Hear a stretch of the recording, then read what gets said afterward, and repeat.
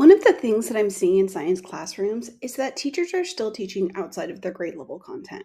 So I want to show you this resource today called the NSTA Matrix for the Disciplinary Core Ideas. I love this resource because it helps me get really clear on what I'm teaching in my grade band by showing me what comes in the previous grade band and in the next grade band.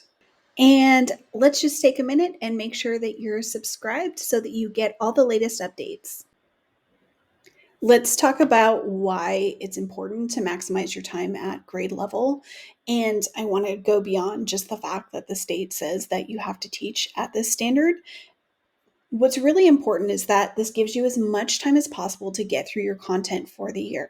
So your students potentially could work above or below grade level, but what tends to happen when you spend too much time either above or below, you don't get through all of your content. And you may still not get through all of your content before the end of the school year, but you have the best chance if you're spending most of your time on grade level standards. Next, this is the most developmentally appropriate content for your students at this age. The standards have shifted quite a bit from what they looked like before because they weren't necessarily developmentally appropriate. And then because they're developmentally appropriate, there's a higher potential for engagement.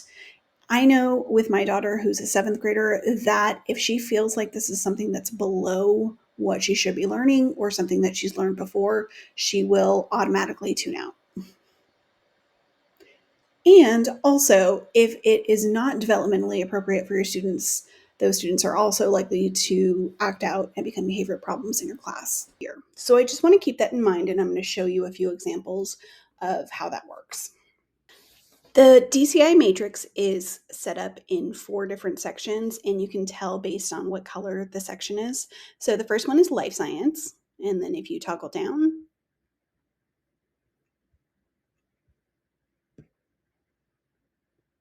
we have earth and space science in the orange. And then if you continue to toggle down more, there's this blue section, which is physical science. And then continuing to toggle down more is the engineering standards. So I will link to this resource down below. This is, again, an excellent resource, and I highly recommend having it printed out or bookmarked somewhere.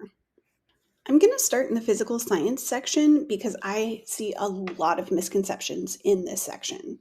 So up at the top, we have the K2 grade band, 3-5 grade band, and 6-8 grade band. Then we have high school over here on the far right. I'm going to go ahead and zoom in so you can maybe actually read some of this information. In kindergarten through 2nd grade, students are going to understand different properties that are suited for different purposes. This would make a really great engineering project. They know that different types of matter exist in solid or liquid form. They don't really talk about gases because we can't see them, and things in the K2 grade band really focus on what students are able to directly observe. In upper elementary, things get a little bit more complicated, and we start adding in gases. We also talk about conservation of matter, and we talk about the weight rather than the mass of objects, and how that shows us that things are staying the same before and after a chemical reaction occurs. We don't necessarily need to use the term chemical reaction or anything like that. It's really simple, and we're still sticking to things that students can observe.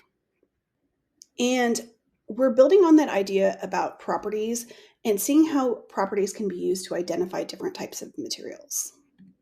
In California, we used to have to teach the periodic table to students in 5th grade, which, I can't even imagine having to do that. What we see now is much more developmentally appropriate.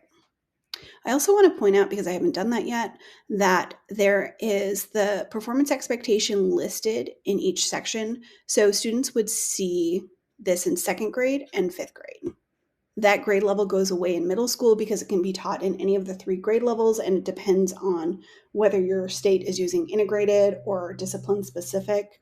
So it gets a little bit more complicated in middle school. In middle school, we start talking about the atomic level, and students start discussing things that they can't really see. So we brought in gases over here on the left, but there are directly observable properties of gases, so we know that they exist. But when we're talking about atoms, I can't see atoms. You'll see this term unobservable scales when we start getting into middle school. I don't see it directly in the DCI here, but you may see it in the science and engineering practices or the cross-cutting concepts. So I want to point out the major differences between middle and high school because I feel like this is where the huge misconceptions come in. So in middle school, students are looking at the atomic level. In high school, students are introduced to the subatomic level. I see a lot of middle school teachers who used to teach this subatomic level in middle school, and they're still teaching it. Are students capable of understanding what a proton, neutron, and electron are in middle school? Absolutely. But that is not the grade level standard. I also want to show you that the term periodic table doesn't come up until high school. So technically, you don't even have to show your students the periodic table until high school.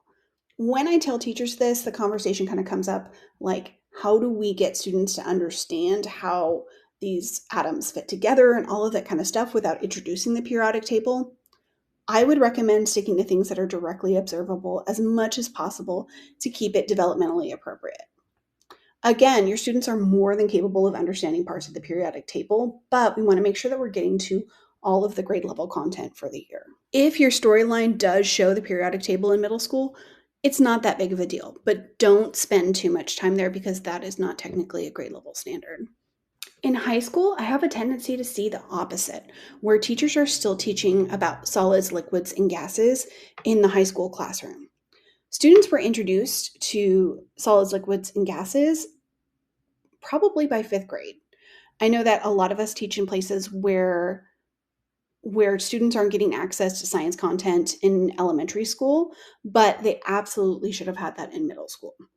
Okay, so I scrolled all the way back up to the top. Let's go ahead and take a look at a life science standard. This is another huge misconception that I see in the classroom.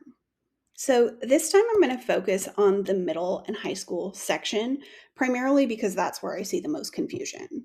So here, middle school students are expected to understand the difference between multicellular and unicellular organisms. They have to understand the difference between sexual and asexual reproduction, and they have to understand that there's some specialized structures within cells. They also have to understand that multicellular organisms also have this level of organization where subgroups of cells are working together to form tissues. Two things that I see quite often. One, teachers teach all of the organelles in middle school. You can totally do that. Your students are more than capable of understanding and memorizing all of the parts of the cell, but I don't think that that's the best use of your time.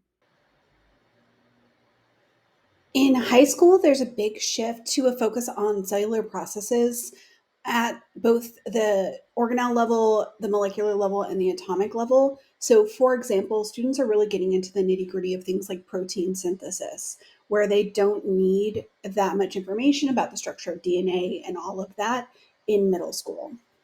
Another issue I see is that middle school teachers have a tendency to teach all of the body systems. Notice that it doesn't say that you have to teach students to memorize all of the body systems. They just have to understand the levels of organization. Again, this is a space where I see teachers spending months teaching body systems to students. And likely what will happen is that you won't get to all of your standards in the school year. Okay, I was going to do an earth science example as well, but this video is getting quite long, so I'm going to stop there. If there's a specific standard you'd like me to discuss, just comment below and I can make a separate video on that. So I hope you came away with an understanding of how you can figure out what exactly you're supposed to teach at each grade level. But I want you to keep in mind that nobody's going to come and get upset with you if you are going outside every once in a while. It's not that big of a deal, but just be mindful of the limited amount of time that you have in the school year. And I really just want to make sure that you're making conscientious decisions about what you're teaching in your classroom. Let me know if you have any questions, and of course, I would love it if you subscribe to this channel. Thank you.